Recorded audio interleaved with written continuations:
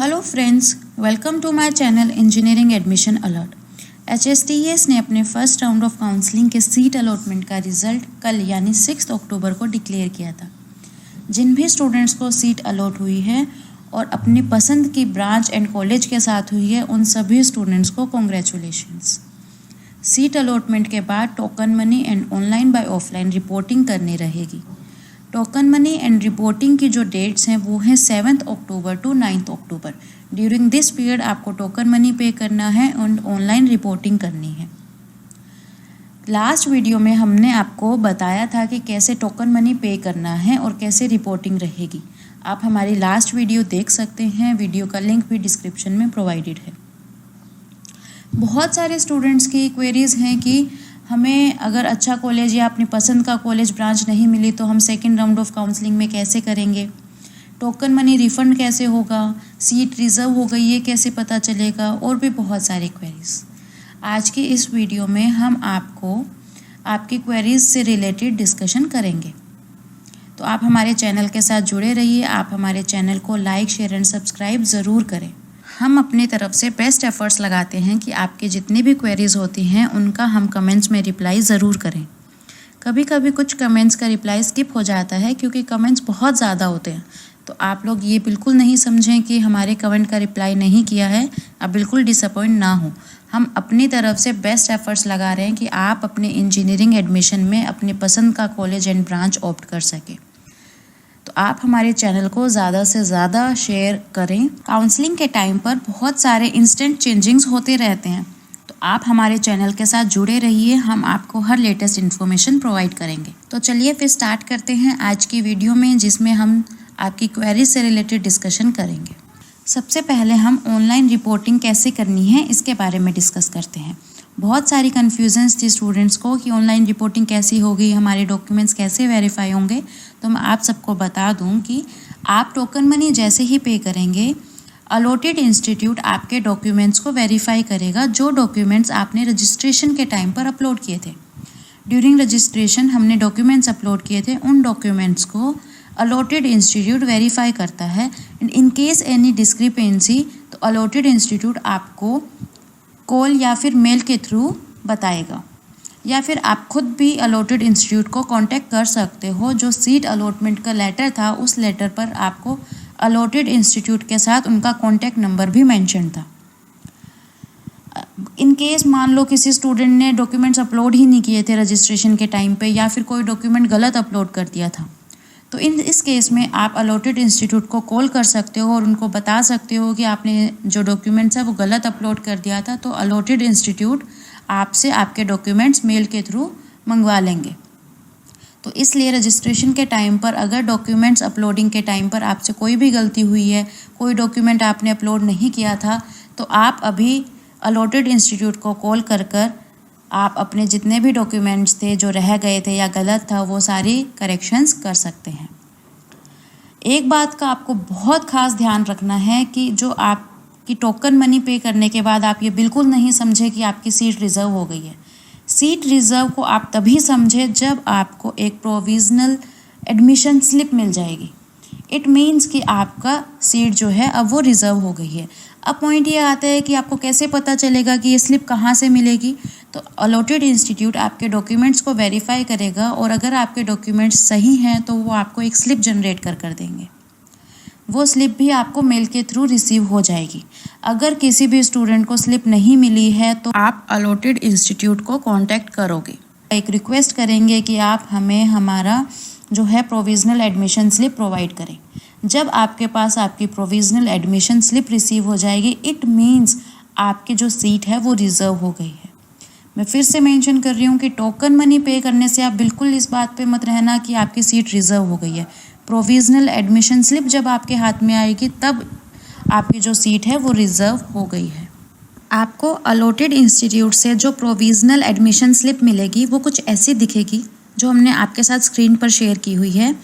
एक serial number होगा, date admission होगा मेंशन, आपका नाम, आपका इंस्टीट्यूट, ब्रांच, कैटेगरी, ये सारी डिटेल्स मेंशन रहेगी। कुछ स्टूडेंट्स को ये भी क्वेरी थी कि जो टोकन मनी हम पे करेंगे ड्यूरिंग फर्स्ट काउंसलिंग, अगर हमें सेकंड काउंसलिंग में कोई सीट अलॉट हो जाती है तो क्या हमारी टोकन मनी एडजस्ट हो जाएगी या फिर हमें फिर से पे करनी रहेगी। तो आपकी जो टोकन मनी है वो ऑटोमेटिकली एडजस्ट हो जाती है, आपको फिर से टोकन मनी पे नहीं करनी होती। During second round of counselling आपको सिर्फ ऑनलाइन रिपोर्टिंग करनी रहेगी, जिसमें आपके डॉक्यूमेंट्स जो नया इंस्टीट्यूट आपको अलॉट हुआ होगा वो वेरीफाई करेगा और आपको उस इंस्टीट्यूट से कांटेक्ट करके अपनी प्रोविजनल एडमिशन स्लिप लेनी रहेगी। सेकेंड राउंड ऑफ काउंसलिंग में आपको जो भी सीट अलॉट होती है, आप ध्यान रखें इस बात का कि फर्स्ट राउंड ऑफ काउंसलिंग की वो सीट ऑटोमेटिकली कैंसिल हो जाएगी। यानी अब आपके पास लेटेस्ट जो सीट रहेगी वो सेकेंड राउंड ऑफ काउंसलिंग की रहेगी। फर्स्ट राउंड ऑफ काउंसलिंग की सीट अपने आप कैंसिल हो जाती है। तो आप सेकेंड राउंड ऑफ काउंसलिंग में जब चॉइस फिलिंग करेंगे तो आप इस चीज़ का ध्यान रख कर करें कि फर्स्ट राउंड ऑफ काउंसलिंग की सीट डेफिनेटली कैंसिल हो जाएगी अगर आपको सेकेंड राउंड ऑफ काउंसलिंग में सीट अलॉट होती है तो। इसलिए आप कोशिश करना कि जो आपको फर्स्ट राउंड ऑफ काउंसलिंग में सीट अलॉट हुई है, आप उससे बेटर जो भी चाहते हैं, आपको लगता है कि मैं इस कॉलेज में या इस ब्रांच में चाहता हूँ, वो फिल करें। और मैं आपको एडवाइस करूँगी कि आप कोशिश करें कि जो आपको फर्स्ट राउंड ऑफ काउंसलिंग में मिला है उन सब की प्रायोरिटी के बाद इसको भी आप मेंशन कर दें, ताकि आपको एटलीस्ट जो अभी आपको मिल रहा है वो तो मिले ही। एक क्वेरी ये भी आ रही थी कि अगर किसी स्टूडेंट ने TFW, EWS एंड अपनी खुद की कैटेगरी तीनों से अप्लाई कर दिया था और उसको जो सीट अलॉट हुई है वो किन्हीं दो या फिर तीनों में मिल गई है, तो वो अब अपनी सीट को कैसे रिज़र्व करे। तो ये आपको एडवाइस किया जाता है कि आप अपनी जो सीट को रिज़र्व करें वो किसी एक से करें। जहां आपको लगता है कि आपके पसंद का कॉलेज या ब्रांच आपको मिली है तो आप वहां पर अपनी सीट को रिज़र्व करें। अगर आप तीनों सीट को रिज़र्व करना चाहते हैं तो आपको हर एक के लिए इंडिपेंडेंटली टोकन मनी पे करना होगा। यानी अगर आपको तीनों में सीट अलॉट हो गई तो आप हर सीट पर 10,000 रुपये का टोकन मनी पे करेंगे।